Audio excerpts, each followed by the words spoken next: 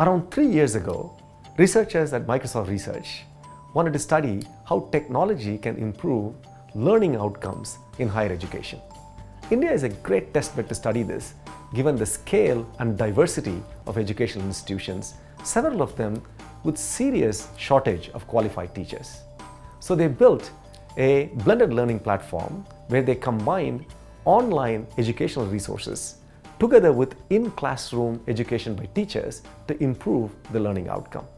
Since then, we have been surprised by how useful the platform has been, not only to improve higher education quality in India, but in other geographies around the world and for other applications such as training sanitation workers for Swachh Bharat, training nurses in hospitals, and vocational training at large. Right from its early days, the platform saw a huge adoption in India. We had close to 500,000 students who came from across 2,000 colleges spread across the country. Interestingly, while we were doing our studies in India, we came across similar and equally relevant opportunities outside of India. The way government is being set up in Middle East and Africa is more of a centralized.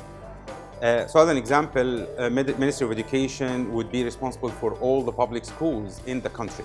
And that brings by itself a challenge on how do we provide quality education service to all the different schools as well as the students at the same time. The good news is that we managed, with the help of our Microsoft research team in India, to have Sangam landed in 2 countries at a national level. The first such opportunity came from Jordan, where all public universities wanted to come together and collaborate on a common platform. The second opportunity came from the beautiful island of Mauritius.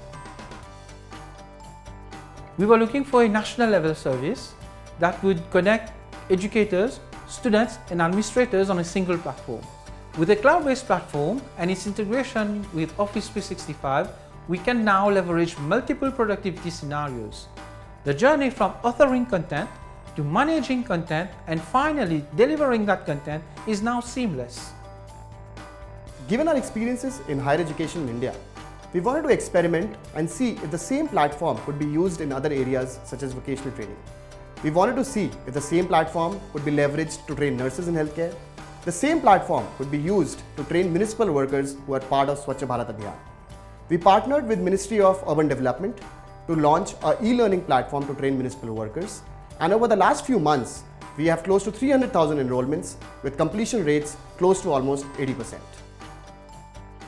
One of the most pressing challenges of the Indian economy and the Indian society: skills and jobs. Project Sangam was born because of what we observed uniquely in India and India's needs.